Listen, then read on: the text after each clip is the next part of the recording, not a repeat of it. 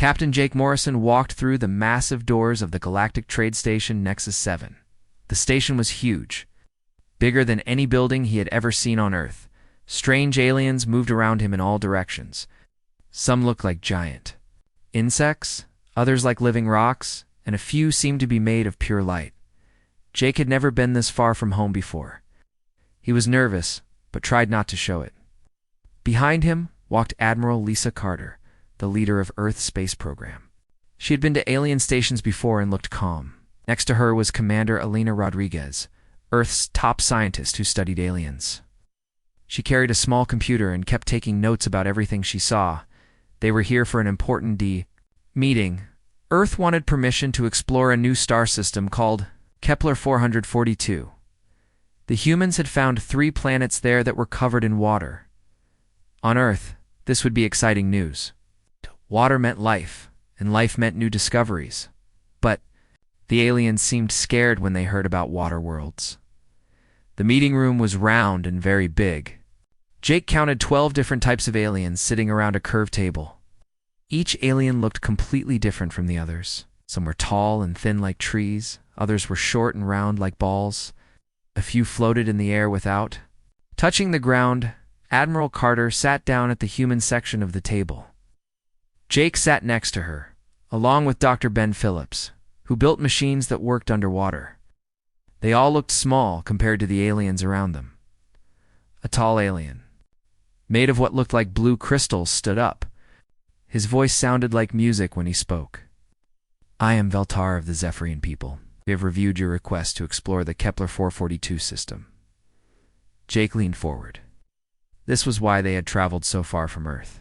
"I must warn you, Veltar," continued, "this system contains 3 liquid death spheres. Your people call them ocean worlds.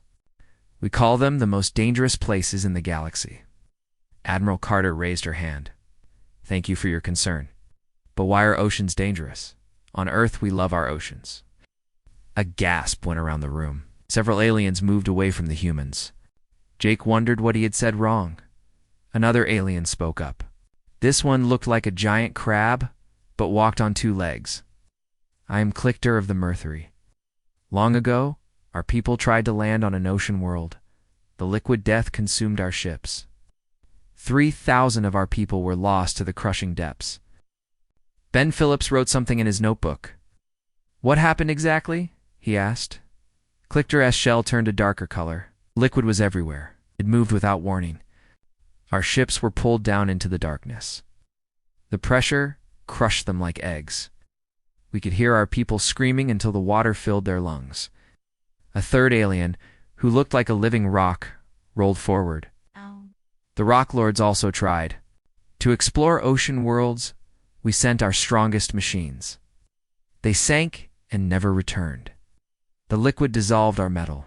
It ate through our strongest materials. Jake looked at Admiral Carter. She still looked calm, but he could see her thinking hard.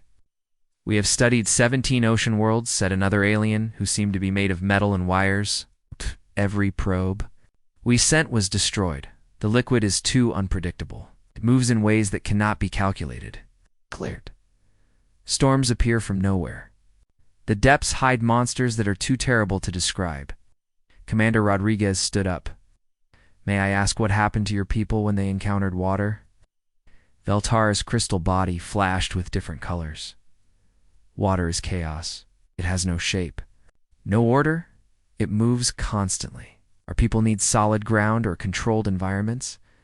Water destroys everything it touches, rusts metal, short circuits, and drowns air-breathing creatures. The pressure alone will kill you," added Clictor. "As you go deeper, the weight of all that liquid above crushes everything. No ship can survive the deepest parts of an ocean world." An alien that looked like a floating jellyfish spoke in a whisper. "We have detected life in these oceans. Terrible life. Creatures with no eyes that hunt in complete darkness. Beasts larger than our biggest ships. Things that glow with their own light, like demons from the void."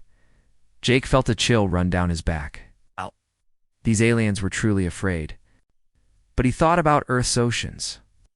He remembered swimming in the Pacific Ocean as a child. He thought about the beautiful fish and whales. Earth's oceans were full of life, not death. Dr. Phillips raised his hand. On Earth, we have explored our deepest oceans. We have built machines that can handle the pressure. Our people swim in water for fun. The room went completely silent. Several aliens backed away even further.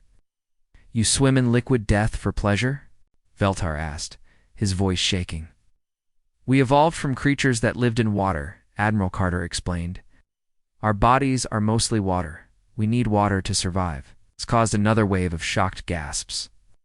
Jake realized that these aliens had probably never seen a creature that needed water to live. A new alien spoke up. This one was covered in fur and had 6 legs. Wow. The howling winds tried to map an ocean world from orbit. The storms were so powerful they destroyed our satellites. The winds moved at speeds that tore apart our strongest materials. The electromagnetic activity blocked all our communications. We lost contact with our survey team, added another alien that looked like a giant flower. The ocean swallowed them completely. When we finally got close enough to scan the surface, we found pieces of their ship scattered across the seafloor. The pressure had compressed them into tiny fragments. Commander Rodriguez took more notes. What was the deepest any of your people went into an ocean? Clicker clicked his claws together nervously. 50 meters. After that, the pressure warnings on our equipment went critical. No sane being goes deeper than that. Jake almost laughed. On Earth, people went diving much deeper than 50 meters all the time. Professional divers could go down hundreds of meters. The worst part, said Veltar, is that you cannot see what is coming. In space, we can detect objects millions of kilometers away. In an ocean, you can only see a few meters in any direction. Anything could be hiding in the darkness, waiting to attack. An alien made of what looked like living metal rolled forward. The synthetic collective has run millions of calculations. Ocean worlds have a 99.7% chance of destroying any expedition sent to explore them. The remaining 0.3% accounts for possible calculation errors. Admiral Carter listened to everything the aliens said. When they finished, she stood up slowly. We appreciate your warnings, she said. We understand that ocean worlds are dangerous for your people. But humans are different. We have been exploring Earth's oceans for thousands of years. We know how to handle water, pressure, and storms. You are making a terrible mistake, Veltar said. These are not small bodies of water like those on your home world. These are entire planets covered in liquid death. The storms can be seen. From space, the pressure in the deepest parts would crush your strongest ships. The life forms are beyond dangerous, added Clicker. We have detected creatures the size of mountains moving in the depths. Things that hunt using sounds that can shatter metal. Swarms of smaller creatures that strip flesh from bone in seconds. Dr. Phillips looked excited instead of scared. That sounds fascinating. We would love to study these life forms. The aliens looked at each other with what Jake thought might be confusion and horror. Admiral Carter made her final statement. Thank you all for sharing your experiences. However, humanity has decided to proceed with the exploration of the Kepler 442 system. We will take proper precautions. The room erupted. In what sounded like alien arguments, Jake heard clicking, buzzing, musical tones as different species tried to talk at once. Veltar raised his hand for silence. If you insist on this suicide mission, the Galactic Council cannot stop you. But we will not be responsible for your deaths. We will monitor your progress from a safe distance. How far is a safe distance? Commander Rodriguez asked. At least 10 million kilometers from any ocean world? Clicker replied immediately. As the meeting ended, Jake watched the aliens leave. They all seemed to be talking among themselves, probably about the crazy humans who wanted to swim with monsters. Admiral Carter looked at her team. Well, that was interesting. They really are terrified of water. Did you notice, Dr. Phillips said, that none of them mentioned finding anything valuable in the oceans? They were all so scared they never stayed long enough to really explore. Jake nodded. He was starting to think that maybe the aliens were missing something important. If they were too afraid to explore the oceans properly, who knew what amazing things might be waiting down there in the depths? The humans walked back through the station toward their ship. Jake noticed that other aliens stopped and stared at them as they passed. Word was already spreading about the water-loving humans who wanted to dive into liquid death. 3 months later, their ship would be ready to leave for the Kepler 442 system. Jake looked forward to showing the galaxy that sometimes the most feared places held the greatest treasures. 3 months had passed since the meeting at Nexus 7. Captain Jake Morrison stood on the bridge of the Deep Blue, watching the stars change from streaks of light back to points as they dropped out of faster-than-light travel. In front of them hung the Kepler 442 system, looking exactly like the computer models had predicted. "There she is," said Dr. Amy Walsh, the ship's marine biologist. She pointed at the view screen where a brilliant blue planet slowly rotated. Aquatica Prime. Our first ocean world. Jake smiled. The planet was beautiful, covered in swirling blue and white clouds. It looked peaceful, not like the nightmare the aliens had described. Behind them, he could see the alien observation ships on the long-range sensors. They were staying exactly 10 million kilometers away, just as they had promised. "Tony, what are the readings?" Jake asked. Engineer Tony Russo checked his instruments. "The ocean is deep, Captain. Really deep. Our scans show the average depth is about 15 kilometers. Some trenches go down 25 kilometers. Dr. Walsh whistled. "That's 4 times deeper than Earth's deepest point. The pressure down there must be incredible." "The aliens were right about one thing," said Kate Sullivan, their best submarine pilot. "This is not like Earth's oceans. But that just makes it more interesting." Jake walked over to the communication station. "Lucy or the alien observers still watching us?" Communication specialist Lucy Davis nodded. "Yes, Captain. They keep sending us warnings about turning back. The Zephyrian ship has been broadcasting the same message every hour. Human vessel. You are approaching a liquid death sphere. Please reconsider your course.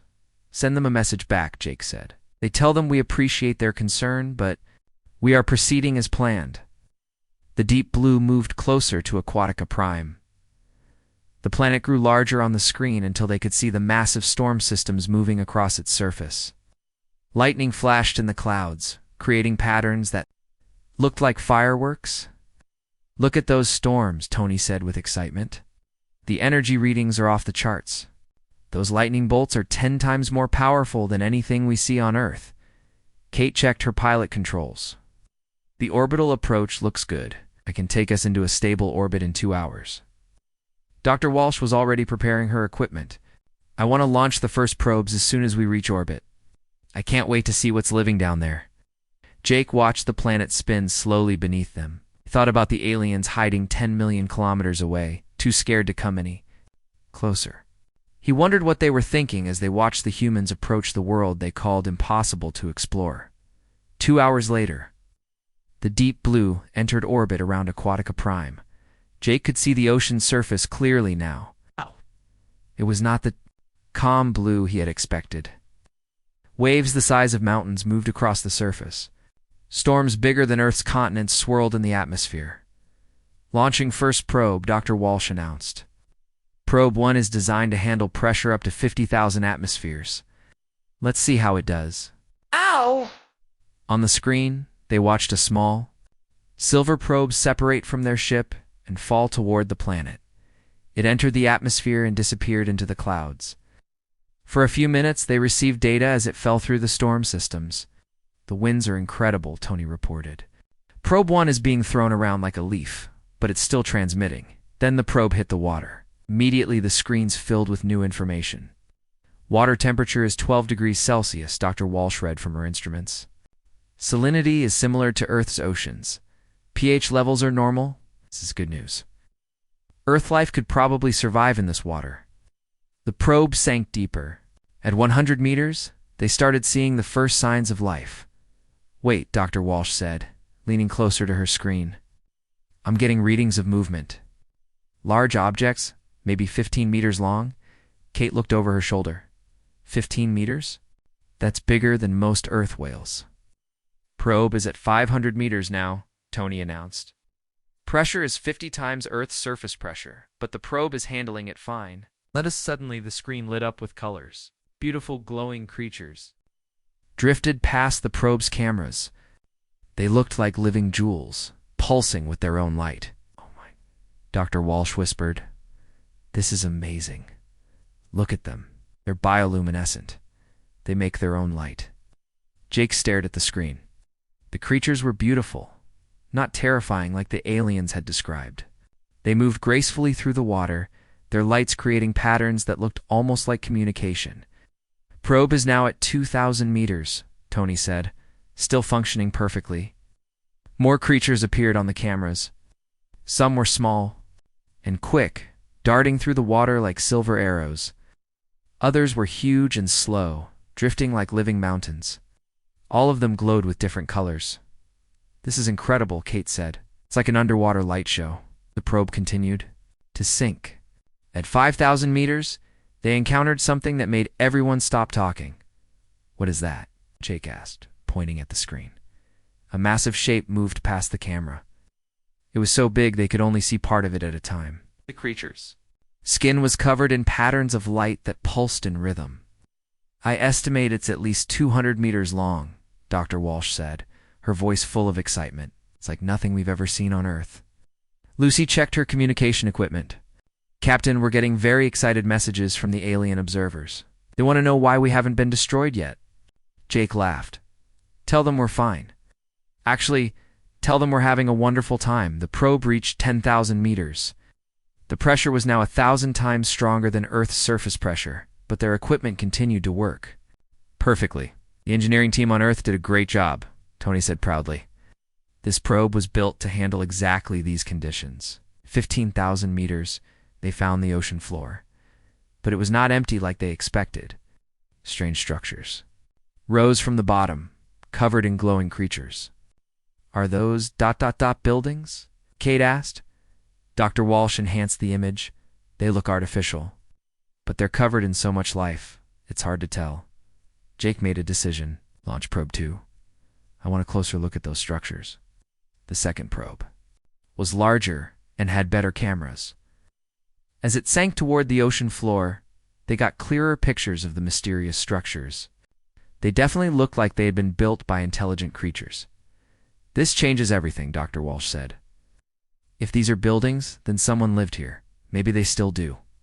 The aliens never mentioned finding any signs of intelligence, Tony noted. "They probably never stayed long enough to explore properly." Jake nodded. The aliens had been so afraid of the water that they missed what might be the most important discovery in galactic history. "Captain," Lucy called out. "The aliens are asking for our status report. They seem confused about why we're still alive." "Send them this," Jake said. "Tell them that not only are we alive, but we found signs of an ancient civilization." A few minutes later, Lucy looked up with surprise. "The alien ships just moved back another 1,000,000 kilometers." Kate laughed. "They probably think we've gone crazy from being near the water too long." The second probe reached the structures on the ocean floor. The cameras showed buildings that were clearly artificial, but they were unlike anything humans had ever seen. They seemed to flow with the water currents, instead of fighting against them. "These builders understood how to work with the ocean," Dr. Walsh observed. "Look how the water flows around these structures. There's no resistance at all." Probe 2 is detecting energy signatures, Tony reported. "These buildings might still be active." Jake felt his heart race. "Active? You mean something is still living down there?" "Possibly. The energy patterns are very faint, but they're definitely artificial." On the screen, they watched as small glowing creatures swam in and out of the buildings. The structures themselves seemed to pulse with a soft light, as if they were alive. "This is beyond anything we imagined," Dr. Walsh said. "An entire civilization that learned to live in the deep ocean." Jake thought about the aliens watching from their safe distance. "We're so afraid of water that they had never discovered one of the galaxy's greatest mysteries." "Kate, I want you to prepare for a manned dive," Jake decided. "We need to see this with our own eyes." Kate's face lit up with excitement. "Finally! I've been waiting for this since we left Earth. Are you sure that's safe?" Dr. Walsh asked. "The pressure down there would crush a normal submarine." Good thing we didn't bring a normal submarine, Tony said with a grin. Our deep-sea submersible was built to handle pressures that would destroy most alien technology. Jake looked at his crew. They were all excited, not scared. This was the difference between humans and the other species in the galaxy. Where aliens saw death, humans saw adventure. Lucy, send another message to our alien friends, Jake said. Tell them we're going down to visit the ruins personally. Captain, I'm getting frantic messages from the alien observers, Lucy reported a few minutes later. They're begging us not to enter the water. Zephyrian commander says we're committing suicide. Jake smiled. Oh, tell them we'll send pictures. As the deep blue prepared for humanity's first manned dive into an alien ocean, Jake looked out at the beautiful blue planet below. The aliens called it a liquid death sphere, but to him it looked like the greatest adventure in human history. Kate Sullivan checked her equipment one more time. The submersible depth walker was ready for its first manned dive to the ocean floor of Aquatica Prime. Through the small window, she could see the endless blue water stretching in all directions. Systems green, reported Tony Russo from the engineering station. Pressure hull is rated for twice the pressure we'll encounter down there. Captain Jake Morrison stood behind them, watching the final preparations. Kate, you don't have to do this. Could send more probes first. Kate smiled and shook her head. Captain, I've been dreaming of this dive since I was a kid. No way I'm missing the chance to be the first human to visit an alien ocean floor. Dr. Amy Walsh climbed into the submersible beside Kate.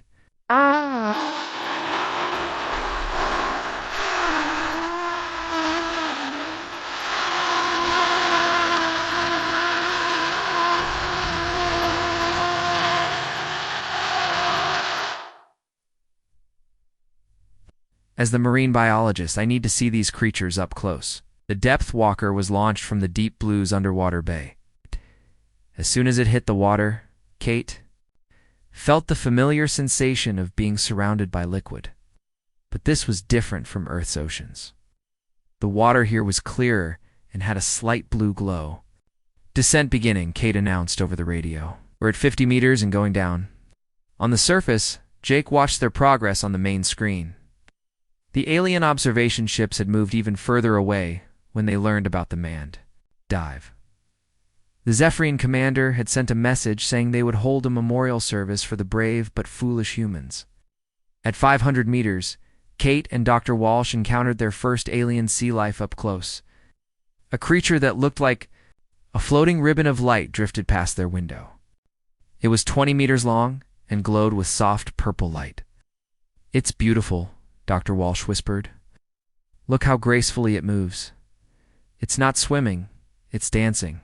More creatures appeared as they went deeper, with schools of fish-like animals with their organs glowed like tiny stars inside their clear skin. They're not afraid of us, Kate observed. They're curious. A group of larger creatures approached the submersible.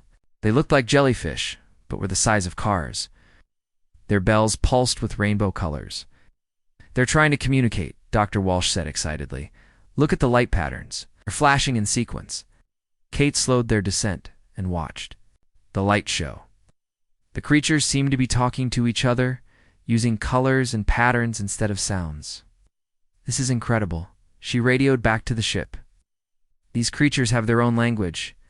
At 3,000 meters, they encountered something that would have terrified the aliens but fascinated the humans. A massive creature, easily 100 meters long, swam slowly past them. Its body was covered in glowing spots that looked like a constellation of stars. Space whale, Kate said with wonder. That's what I'm calling it. The creature's eye, larger than their entire submersible, looked at them for a moment. These creatures might be intelligent. They continued deeper. At 10,000 meters, the pressure outside would crush most alien technology, but the depth walker functioned perfectly. We're approaching the structures, Kate announced. They're even more amazing than the probes showed. The ancient buildings rose from the ocean floor like an underwater city. These weren't built like human cities. They flowed and curved with the water currents. Some buildings were tall and thin like sea plants. Others were round and hollow like giant shells. Whoever built this understood the ocean perfectly, Dr. Walsh said. These structures work with the water, not against it. Kate piloted the submersible between the buildings. Glowing sea life covered every surface, but the architecture underneath was clearly artificial. Doorways and windows were designed for creatures that lived in water. There, Dr. Walsh pointed. That building looks like it might have been some kind of laboratory. Kate brought them closer to what looked like a large domed structure. Through transparent walls, they could see equipment inside that still glowed with soft light. "It's still active," Kate said in amazement. "After who knows how many years, their technology is still working." They found a docking area that seemed designed for underwater vehicles. Kate carefully maneuvered the depth walker into position. "Jake, we're going to attempt a docking," she radioed to the surface. "This structure has what looks like an airlock. Be careful down there," Jake's voice crackled back. "We have no idea what you might find." The ancient docking system activated as soon as they approached. Lights came on, and a mechanical arm gently grabbed their submersible and pulled it into a chamber. Water drained out of the chamber, and an atmosphere was established. Kate checked her instruments. The air is breathable. It's mostly oxygen and nitrogen, just like Earth. They put on their diving suits anyway and opened the hatch. The chamber they entered was clearly built by intelligent beings, but beings that lived in water. Everything was curved and smooth, with no sharp edges that might hurt a swimming creature. "Look at this!" Dr. Walsh called out. She had found what looked like a control panel covered in symbols that glowed when she touched them. "Be careful," Kate warned. "We don't know what those controls do." The symbols seemed to respond to Dr. Walsh's touch. The room filled with soft light, and images appeared in the air above the control panel. It showed the ocean world as it had been millions of years ago. "It's a historical record," Dr. Walsh realized. "They're showing us their history." The images showed a civilization of aquatic beings who had built cities throughout the ocean. They had developed technology that used water pressure and ocean currents as energy sources. Their ships moved through water faster than anything humans had ever built. "They were incredibly advanced," Kate said, watching the images. They turned the entire ocean into their civilization. The images showed how the aquatic beings had explored other ocean worlds throughout the galaxy. They had built a network of underwater cities on dozens of planets. "That's why the aliens keep finding ruins on ocean worlds," Dr. Walsh realized. This civilization spread across the galaxy. The final images showed the aquatic beings evolving. Beyond physical form, became beings of pure energy that could exist as part of the ocean currents themselves.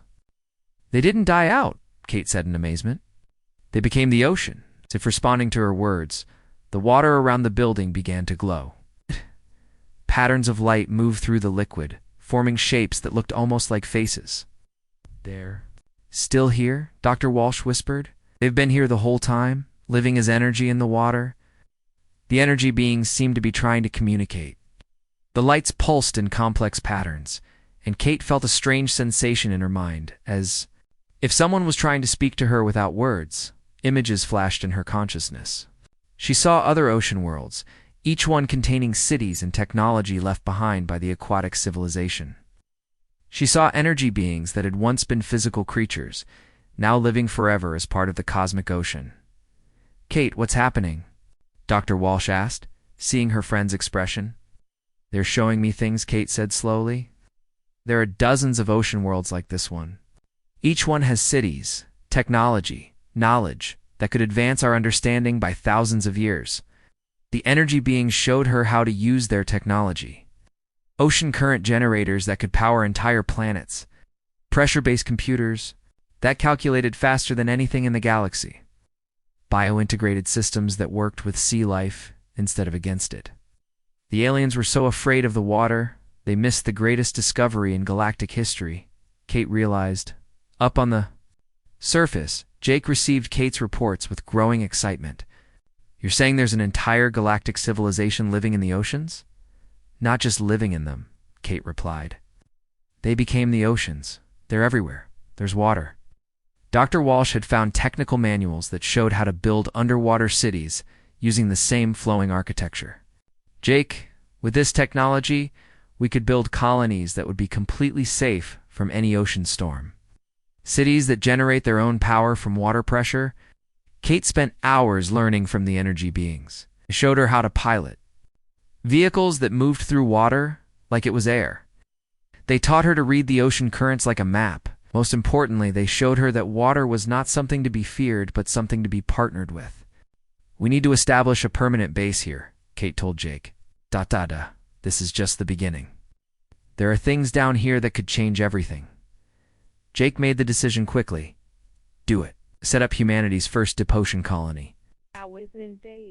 Underwater city. Using the ancient technology as a guide, they created structures that worked with the ocean instead of fighting it. The colony grew quickly. Scientists, engineers, and explorers came from Earth to study the ancient technology and communicate with the energy beings. Children were born in the underwater city, growing up as comfortable in the crushing depths as their ancestors had been on land. Young Sam Miller was one of those children. At 12 years old, she could swim to depths that would terrify adult aliens. 6 months had passed since the humans built their first underwater city on Aquatica. Prime, the colony now housed 3,000 people living 15 kilometers beneath the ocean surface. Dr. Amy Walsh stood in her laboratory, looking at the most important discovery in human history. "Carl, you need to see this," she called to Dr. Carl Johnson, the colony's marine archaeologist. Carl swam over through the water-filled corridor that connected all the buildings in their city. The humans had learned to build like the ancient aquatic beings, creating spaces that worked with water instead of keeping it out. "What did you find?" Carl asked, floating next to Amy's research station. Amy pointed to a deep trench on the ocean. "Floor map. Our deep-sea scanners found something 25 kilometers down. It's not natural. It's definitely artificial, but it's much older than the ruins we've been exploring." The trench was deeper than anything they had found before. The pressure down there would crush even their best submarines. But the humans had been learning from the energy beings, and they had taught them how to build vessels that worked with pressure instead of fighting it. "How old are we talking?" Carl asked. "Our dating equipment says these structures are at least 50 million years old. That makes them the oldest artificial constructs ever discovered in the galaxy." Carl looked at the readings with excitement. 50 million years. That's older than most of the current galactic civilizations. Kate Sullivan appeared at the laboratory entrance, wearing her new biosuit that let her swim at incredible depths. "Did someone say we found something old and deep? Count me in?" Amy smiled. Kate had become the colony's best deep-sea explorer. She could now dive to depths that would be impossible for most humans, thanks to the technology the energy beings had shared with them. "Kate, this is deeper than you've ever gone," Amy warned. 25 kilometers down. The pressure there is beyond anything we've tested." "Then we'll build something better," said Tony Russo, joining the group. His engineering skills had grown tremendously since learning from the ancient technology. "I can design a pressure vessel using the flow-tech principles." Captain Jake Morrison's voice came through the communication system. "What's this about a new discovery?" "Jake, we found ruins that predate everything else we've seen," Carl explained. "They might be the original source of all the ocean technology." Jake's excitement was clear in his voice. "How soon can we mount an expedition?" Tony was already working on his design station. "Give me 2 weeks. I'll build a vessel that can handle pressures that would flatten a planet." While Tony worked on the new submersible, Carl studied the deep scan data. The structures down in the trench were enormous. They seemed to be built into the ocean floor itself, as if someone had carved an entire city into the deepest rock. "Amy, look at this," Carl said, showing her the enhanced images. "These aren't just buildings, they're machines. The entire trench has been converted into some kind of massive device." Amy examined the scans. "What kind of device could be that big?" "I don't know, but I can see energy patterns. Whatever it is, it's still active after 50 million years." Young Sam Miller, now 13, and one of the colony's best junior explorers, swam up to them. "I've been born in the underwater city and could dive deeper than most adults. Can I come on the expedition?" she asked hopefully. "I've been talking to the energy beings, and they say the deep place is very important." Carl looked surprised. "You can communicate with them directly?" Sam nodded. "Kids born here can understand them. Better, they say. The deep place is where everything started. It's where they learn to become more than just physical beings." Amy realized that the children born in the colony were developing abilities that older humans didn't have. They could breathe underwater for longer periods, handle greater pressure, and somehow communicate with the energy beings that lived in the water. Sam, what else do the energy beings tell you about the deep place? Amy asked. They say it's a library, but not a library of books, a library of knowledge itself. They say it holds the secrets of how consciousness can exist without a physical body. Tony finished his work on the new submersible 2 weeks later, called it the Deep Truth, and it was unlike anything humans had ever built. Instead of fighting the water pressure, it used the pressure as part of its structure. The deeper it went, the stronger it became. This design is based on principles the ancient builders used, Tony explained. At maximum depth, this vessel will be almost indestructible. Kate, Amy, Carl, and Sam prepared for the deepest dive in human history. The alien observers, still maintaining their fearful distance, sent frantic messages warning against the expedition. The Zephyrian commander says, "We're attempting to dive into the core of madness itself," reported Lucy Davis from the communication center. Jake laughed. "Tell him we'll send postcards." The Deep Truth launched from the colony and began its descent into the deepest trench on Aquatica Prime. As they went deeper, the pressure outside increased to levels that would crush most alien technology, but their vessel grew stronger. 5 kilometers down, Kate reported. All systems functioning perfectly. 10 kilometers, she announced later. The energy beings are getting more active. Can see them moving through the water around us. The energy beings seem to be escorting them down, creating patterns of light that guided their path through the trench. 15 kilometers. The walls of the trench are starting to show artificial construction. Someone carved this entire canyon. At 20 kilometers, they began to see the edges of the ancient structures.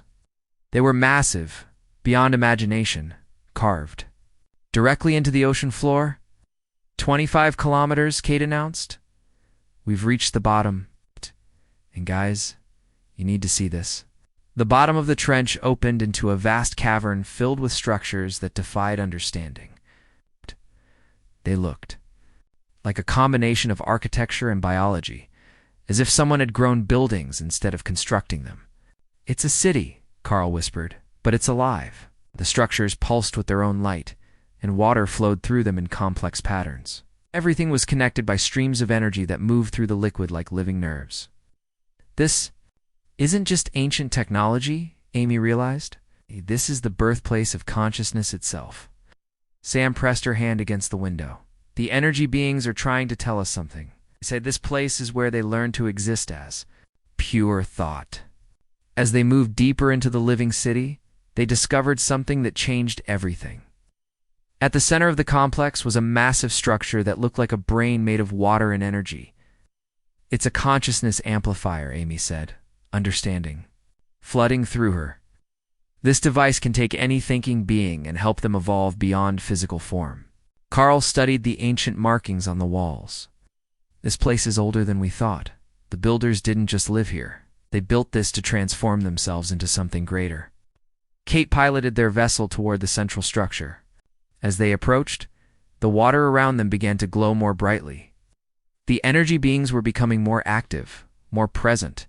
They're inviting us in, Sam said. They want to show us how it works. The Deep Truth was drawn into a docking chamber, at the heart of the consciousness amplifier. As soon as they connected, information began flowing into their minds. They saw the history of the galaxy from a perspective no physical being had ever experienced. They watched as the ancient aquatic civilization discovered how to transfer consciousness into the ocean currents themselves. They learned that water wasn't just a medium for life, but a medium for thought itself. Every ocean in the galaxy is connected, Amy said in amazement. The consciousness that lives in the water can communicate instantly across any distance. Carl understood the implications immediately. That's how they built their galactic civilization. They didn't need faster-than-light ships. They could communicate instantly through water on any world. The energy beings showed them how the consciousness amplifier worked. Any being that entered the device while it was active could choose to evolve beyond physical form. They could become part of the galactic ocean consciousness, while retaining their individual identity. Oh. They're offering this to us, Kate realized. They want to share this technology with humanity. But the most shocking discovery was yet to come. The energy beings revealed that the consciousness amplifier wasn't just for aquatic species.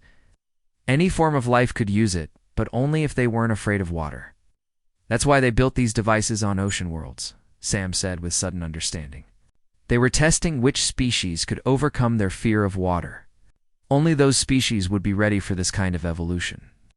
Amy felt the pieces clicking together. The aliens failed the test. They were so afraid of water that they could never access this technology. Carl looked at the vast city around them. But humans aren't afraid we can access all of this.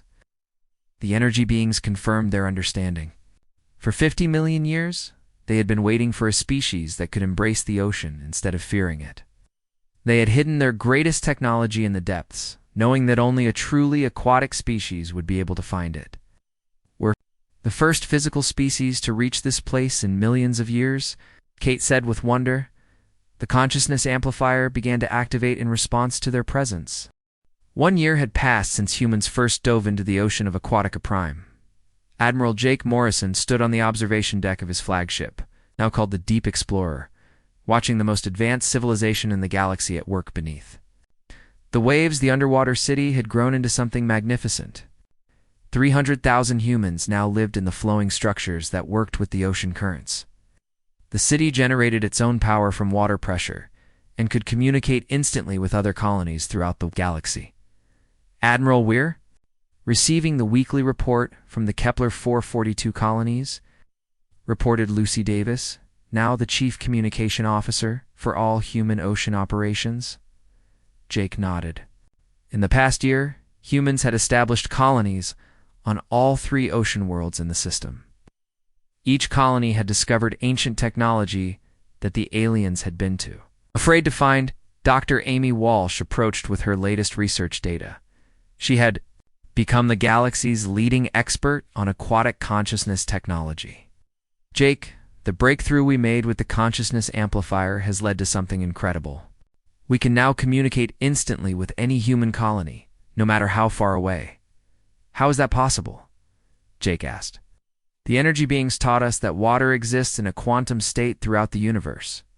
Every drop of water is connected to every other drop. By learning to exist partially as consciousness, we can send thoughts through this water network faster than light itself. Kate Sullivan swam up to them through one of the water-filled corridors.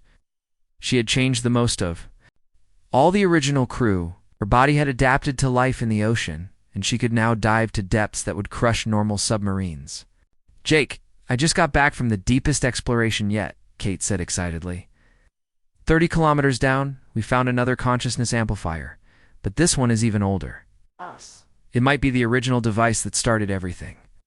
Young Sam Miller, now 14 and considered one of the best deep-sea explorers in human history, joined the conversation.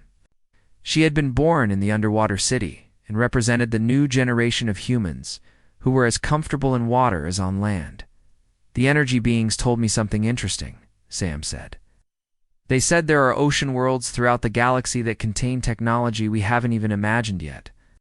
Worlds where the ancient builders left behind machines that can control gravity, time, and space itself. Jake felt the familiar excitement of discovery. How many worlds are we talking about? Hundreds, Sam replied. Maybe thousands. Every ocean. A world that the aliens marked as too dangerous to explore actually contains pieces of the most advanced technology in the universe. Dr. Casey Brooks, who had designed most of the underwater cities, approached with blueprints for something new. Jake, with the technology we've learned from the consciousness amplifiers, I can build vessels that don't just dive through water. They can dive through space itself. Jake studied the designs. They looked nothing like traditional spacecraft. Instead, they resembled living creatures that could swim through both ocean and vacuum. These ships use water as a medium for faster-than-light travel, Casey explained. They convert space into a liquid state and then swim through it like we swim through the ocean. Meanwhile, on the second ocean world called Tidal Reach, engineer Ryan White, had made his own revolutionary discovery. The liquid methane seas contained technology that could manipulate matter at the atomic level. Ryan's team has learned to build materials that can change their properties instantly, reported Tony Russo, who now coordinated engineering efforts across all the ocean colonies. Solid one moment, liquid the next, gas when needed. Thought methane seas were deadly, but they're actually construction materials. The third ocean world, named Deep Current, had revealed the most surprising secret of all. Dr. Carl Johnson had discovered that its oceans contained living computers made of water itself. These biological machines could calculate the movements of entire galaxies and predict the future with incredible accuracy. Carl's water computers have shown us something amazing, Amy reported. There are ocean worlds in every star system in the galaxy. The ancient builders didn't just spread to a few worlds, they turned the entire galaxy into their laboratory. Jake realized the full scope of what humanity had discovered. While aliens avoided water worlds in terror, humans had found the keys. Two technologies that could reshape reality itself. Admiral, we're receiving a priority message from the Galactic Council, Lucy announced. They're requesting an emergency meeting. Jake smiled. I think they're starting to realize they made a mistake. The meeting took place at the same station where Jake had first heard the aliens' warnings about ocean worlds. But this time, the humans arrived in ships that swam through space like fish through water. The alien representatives could barely hide their amazement and fear. Admiral Lisa Carter, now the head of humanity's galactic operations, addressed the assembled species. Fellow beings of the galaxy, we come to you with an offer that will change everything. The Zephyrian ambassador Veltar spoke first, his crystalline form flickering with nervous energy. We have observed your activities on the liquid death spheres. Our scientists cannot explain how you survive in such conditions. Lisa smiled. We don't just survive, we thrive. And we've discovered why the ocean worlds were created. She activated a holographic display that showed the consciousness amplifier and its technology. The alien representatives gasped and moved, back in their seats. These devices were left by an ancient civilization as a test, Lisa explained. Only species that could overcome their fear of water would be allowed to access this technology. Clicker of the Mercury clicked his claws nervously. What kind of technology? Technology that can turn thoughts into reality. Machines that can manipulate time and space. Computers that can predict the future. Energy sources that can power entire star systems. The room fell silent as the aliens realized what they had missed. For millions of years, your species avoided the ocean worlds because you were afraid, Lisa continued. But humans evolved from aquatic ancestors. Water is not our enemy, it's our partner. She gestured to Sam Miller, who had come to represent the new generation of ocean-born humans.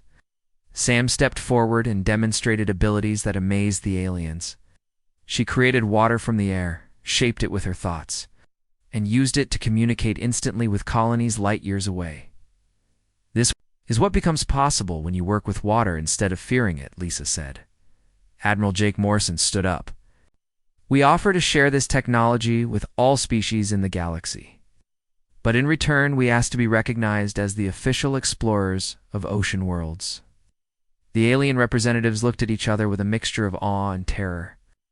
They had just learned that the most powerful technology in the galaxy had been hidden in the places they feared most. Veltar spoke for the group.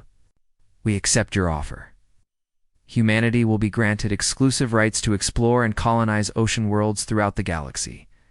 Over the following months, human exploration fleets spread across the galaxy, seeking out ocean worlds that had been marked as impossible to explore by alien surveys. Each world revealed new wonders and new technologies.